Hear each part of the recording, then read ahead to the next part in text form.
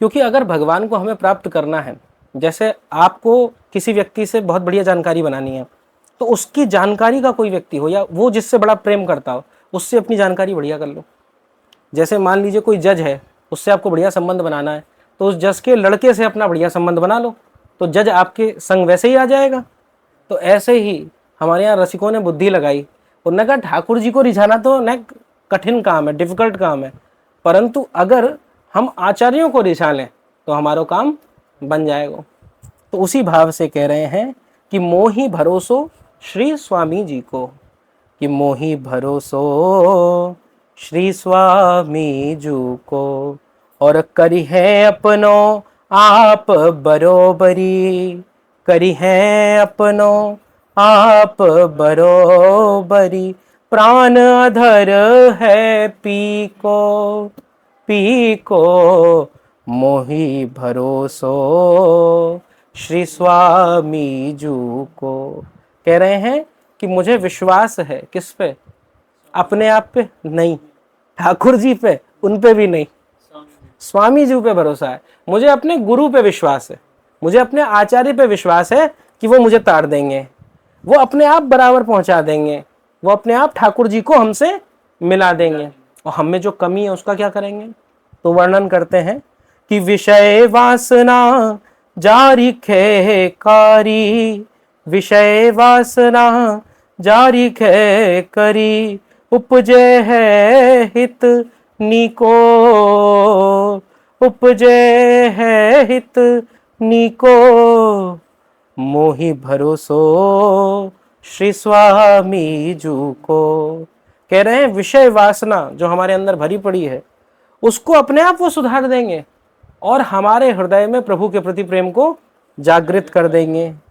और श्री रसिक बिहारी बिहारिणी तन मन, रसिक बिहारी बिहारिणी तन मन, और लगे सब फीको फीको, मोहि भरोसो श्री स्वामी जू को, अमोहि भरोसो श्री स्वामी जू को।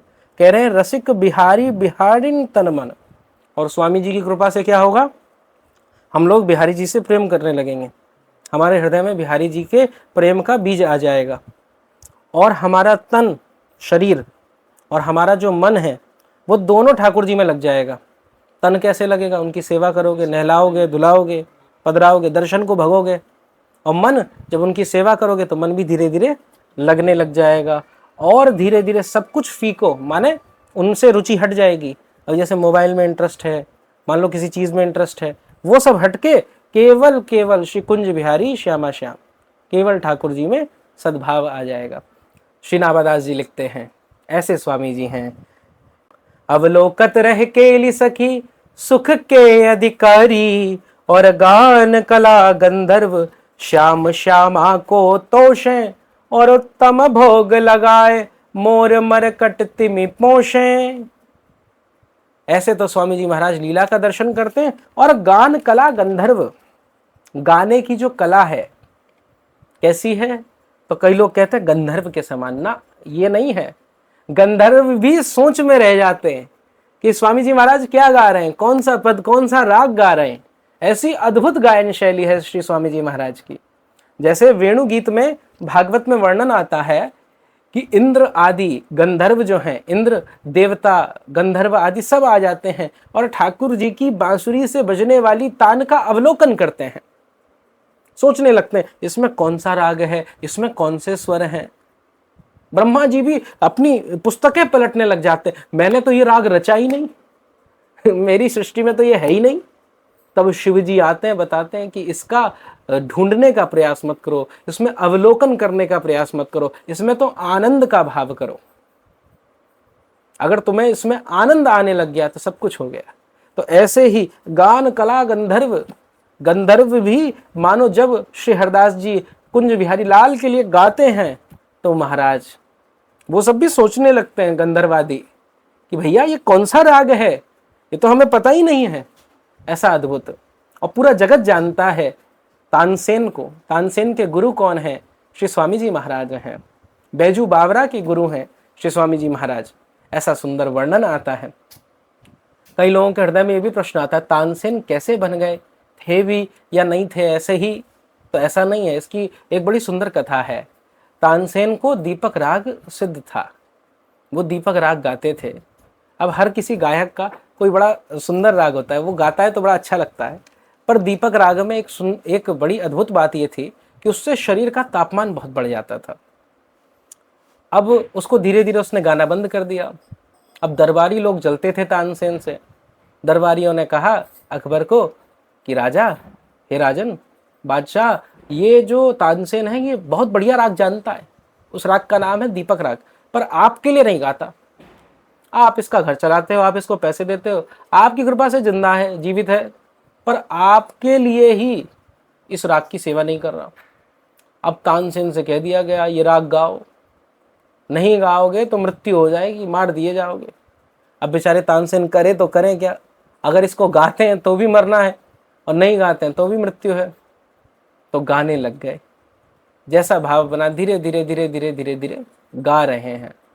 अब गाते गाते उनके शरीर का तापमान बहुत बढ़ गया, इतना बढ़ गया, इतना बढ़ गया, मानो चारों ओर अग्नि लगने लग गई। सब लोग बुझाने का प्रयास करें, जल डालने लगे, पर वो रुकने का नाम ही ना ले।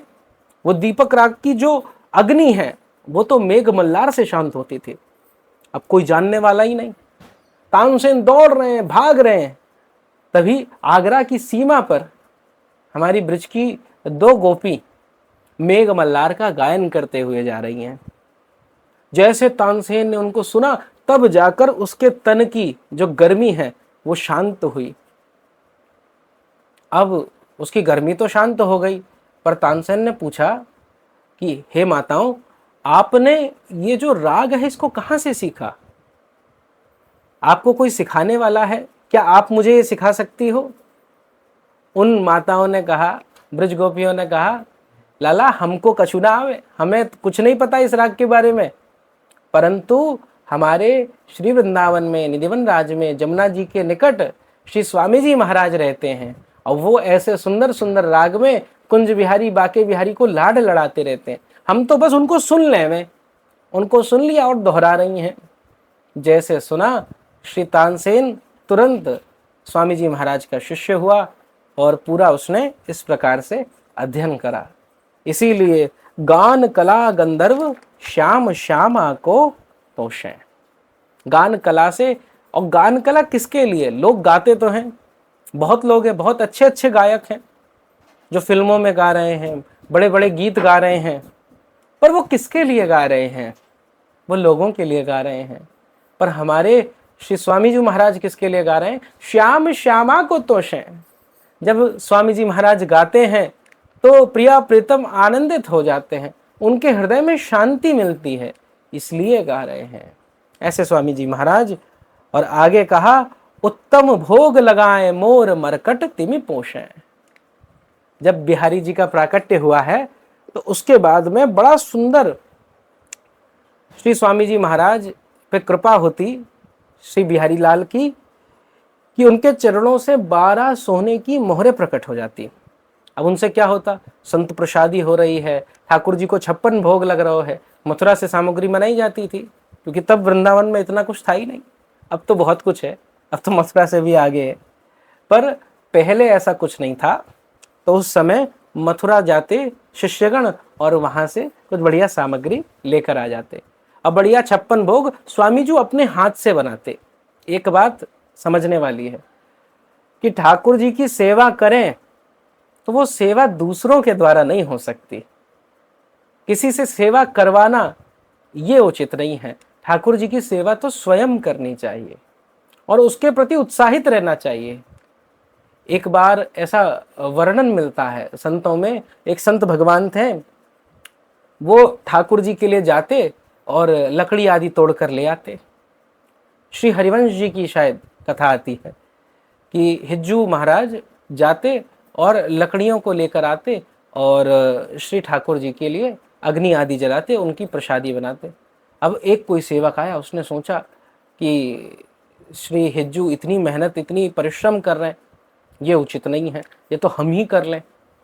अब वो गया, लकड़ी वकड़ी तोड़ ताड़ के ले आया, और उसके बाद में जैसे हिज्जू ने देखा, श्री हरिवंश जी ने देखा कि जब रसोई में पहुंचे कि लकड़ियां तो सब पड़ी हुई हैं, ये कौन ले आया, क्रोधित हो गए, उस पर गुस्सा हो गए।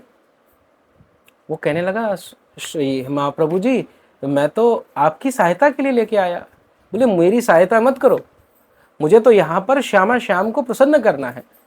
तूने मेरी ठाकुर जी की सेवा चोरी कर ली, अपराध कर दिया। नाराज हो गए उस पर। तो ऐसे ही स्वामी जी महाराज हैं, बड़े भाव से, बड़े प्रेम से प्रिया प्रीतम के लिए भोजन बनाते हैं। और उस भोजन को क्या करें, अब जैसे हम तो भोग लगाते हैं तो मन में हमारे ये भी रहता है, भैया ठाकुर जी पा लें तो फिर हम भी पाएंगे।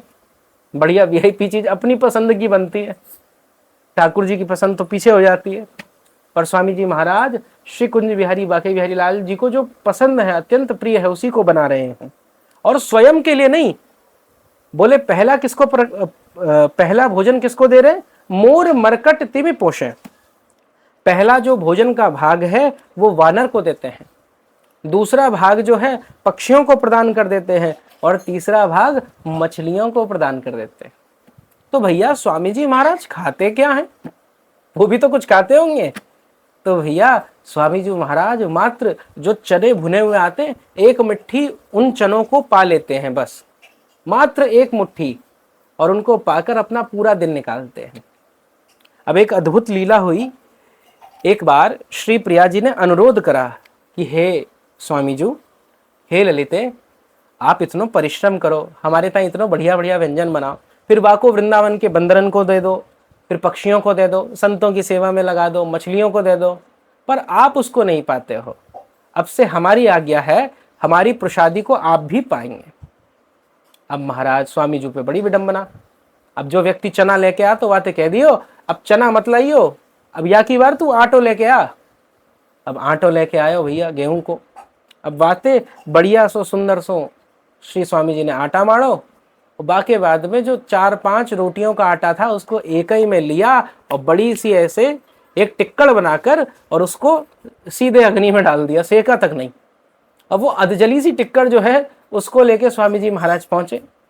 तो श्यामा जी ने पूछ लिया, हे ललिते, हे स्वामी जी, क्या आप हमको ये पवाने वाले हो? हमने तो कहा था हमारी प्रसादी पाओ, हमारा भोजन पाओ, अब हमको ये पवाओगे? स्वामी जी महाराज ने कहा, कदापि नहीं, हम आपको ये नहीं पवा सकते, परंतु आपकी इससे नजर उतार कर इसको प्रसादी मानकर मैं पालूंगा। आपकी यदि किसी को नजर लगी होगी तो उसको मैं खा लूंगा। तो 7 बार ऐसे करते हुए उनके ऊपर से उतारी बांके बिहारी लाल से, और उसका ग्रहण कर लिया। जब ऐसो भाव करो तो प्रिया जी ने कही, अब तो फिर आपको जैसो सुलभ लगे वैसो भोजन करो, वहाँ में हम कछु ना कहेंगे। तब स्वामी जी महाराज ने एक नियम बना लियो कि ठाकुर जी की जो प्रसादी होगी वहाँ में तो एक सीख ले ली, एक सीख लेकर उसमें डिबो देते, और उस सीख में जितना आ गया, जैसे मान लीजिए बढ़िया खीर बनी तो सीख में डिबो दिया, 1 बूंद आ गई तो वो 1 बूंद पा लेते, और साथ में चना चलते बस। ऐसे त्यागी महात्मा, ऐसे त्यागी महापुरुष, ये है रसिकों की रहनी। अगर किसी को वृंदावन में आके रहना है तो भैया आपका जो बढ़िया सा 36-37 हजार गज का वो प्लॉट है वो नहीं चलेगा। रसिकों की रहनी तो यही है कि एक पेड़ के नीचे पड़े रहो, और संत रसिक पुरुष तो ये कहते हैं कि अगले दिन उस पेड़ के नीचे भी नहीं बैठना, क्योंकि पेड़ से मोह हो जाएगा, वहां तुम अपनी गठरा बनाने लगोगे। पेड़ों को भी बदलते रहो। अब प्रसादी पानी है तो इतनी सी पानी है, अब प्रसादी प्रसादी में ही लोग लगे पड़े हैं। ऐसे स्वामी जी महाराज का वर्णन है। और आगे कहा श्री नाभादास जी ने कि नृपति द्वार ठाड़े रहें, दर्शन आशा जास की, आशुधीर उद्योत कर, रसिक छाप हरिदास की। नृपति माने राजा, बड़े बड़े राजा, बड़े बड़े बादशाह हमारे हरदास जी महाराज के, हमारे ये टटिया स्थान पे हमारे निधिवन राज जी के बाहर यूं खड़े रहते लाइन लगा के। जैसे आप लोग कभी बड़े उत्सव पे बिहारी जी के दर्शन के लिए जाते हो, ऐसे बड़े बड़े राजा, अब सोचो प्रधानमंत्री आज के लाइन में खड़े हों, पूरे विश्व के प्रधानमंत्री, उनके दर्शन के लिए। ऐसी अद्भुत छटा, ऐसी इनकी स्वामी जी महाराज की कीर्ति हुई है। एक बार बड़ा सुंदर वर्णन आता है। एक बार अकबर बादशाह आए हैं, उसके पीछे बड़ी लंबी कथा है पर सहज में समझावें तो तानसेन को सुन रहे थे और कह दिया कि तानसेन तुमसे अच्छा इस पृथ्वी पे कोई नहीं गाता होगा। तानसेन ने कहा नहीं नहीं, मेरे गुरुदेव श्री स्वामी रसिक शेखर श्री हरदास जी महाराज मुझसे कई गुना अच्छा गाते हैं। बोले फिर बुलाओ उनको, हमारे लिए गाएं। बोले आपके लिए नहीं गाएंगे, वो तो इस जहान के, इस पूरी दुनिया के बादशाह श्री बाके बिहारी लाल के लिए गाते हैं, वो एक सामान्य बादशाह के लिए नहीं गाएंगे। अब अकबर के मन में लालसा तो था, कला का प्रेमी तो था वो, तो उसने कहा कि हमें तो वही सुनना है, अब कुछ व्यवस्था करो तुम। अब क्या करी जाए व्यवस्था भैया? तो तानसेन ने कहा आपको बादशाह पना छोड़ना पड़ेगा। बादशाह पना क्या होता है भैया? ये जो ताना बाना लेके चलते हो ना, हाथी पे आते हो, ये हाथी वाथी छोड़ के और मेरे पीछे एक तानपुरा पकड़ा दिया, ये तानपुरा लेके चलो, मेरे सेवक बन के चलो। अब मान ली बात, भाई उसको तो सुनना था। जो प्रेमी होता है किसी चीज का, भाई किसी को रसगुल्ले बड़े प्रिय हैं, अब कैसे मिले उसको तो रसगुल्ले से मतलब है।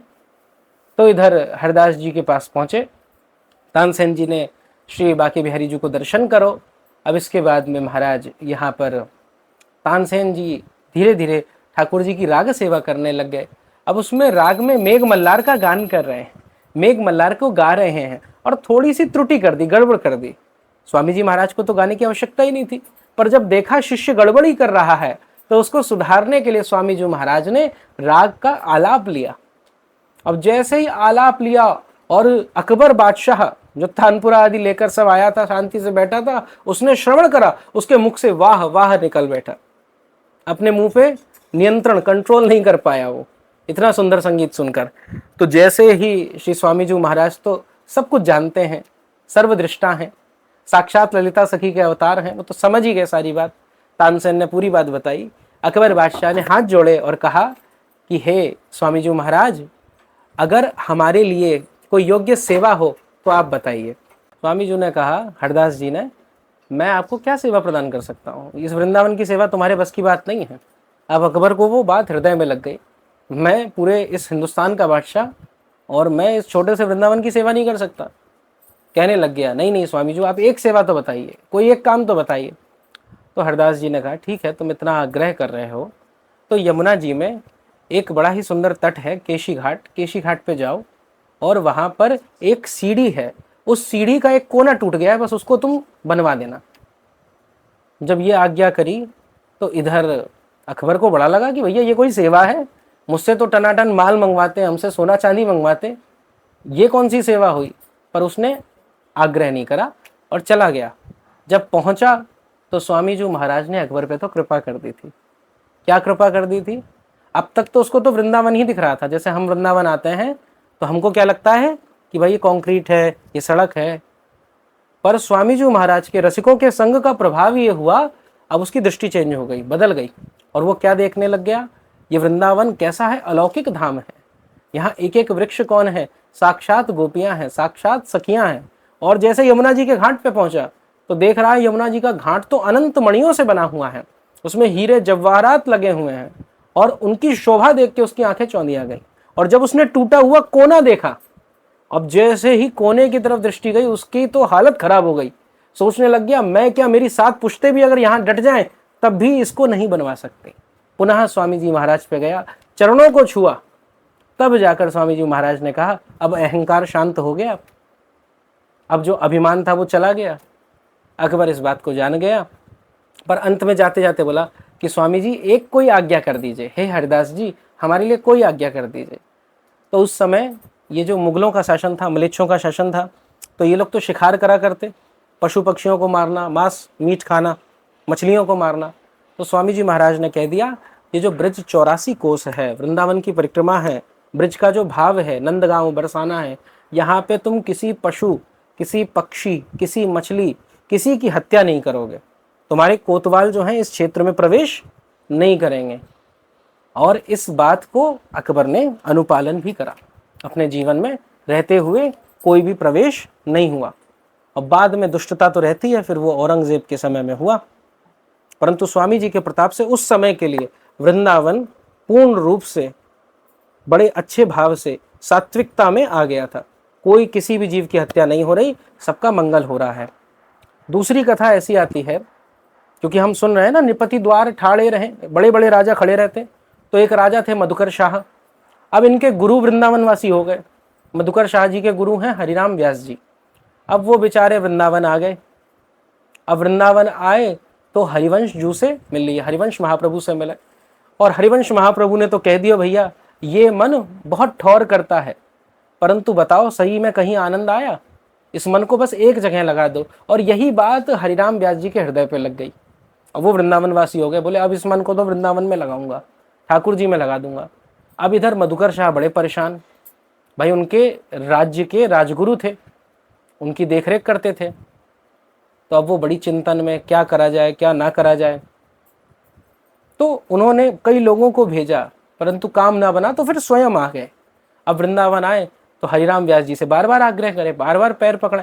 हरिराम व्यास जी ने कहा मैं नहीं ले जा सकता भाई, मैं नहीं जाऊंगा, मैं वृंदावन छोड़ के जाऊं, उससे बढ़िया मेरी यहाँ मृत्यु हो जाए। जब स्वामी जी महाराज पे पहुंचा है, स्वामी जी महाराज पे आया, अब आते आते वृंदावन में रहते रहते इसके हृदय में प्रेम इतना बढ़ गया, वृंदावन की दृष्टि को देखकर, हरिराम व्यास जी के प्रेम को देखकर, अब ये बोलने लगा कि आपको लेने आया था पर अब मैं भी नहीं जाऊंगा, अब मैं भी यहीं पे रहूंगा। अब ऐसा कहने लग गया। तो अब हरिदास जी ने समझाया, देखो आपका तो कार्य है, जिसका जो कर्म होता है वो तो करना पड़ेगा। हमारा काम खाना है तो खाना पड़ेगा, हमारा काम अगर किसी के लिए सेवा करने का, पढ़ाने का है तो वो अध्यापन तो कराना पड़ेगा। ऐसे आप राजा हो तो राज्य तो करना ही पड़ेगा। परंतु मैं आपको एक आशीर्वाद प्रदान करता हूँ, एक आशीर्वाद देता हूँ। बोले क्या आशीर्वाद देते हैं?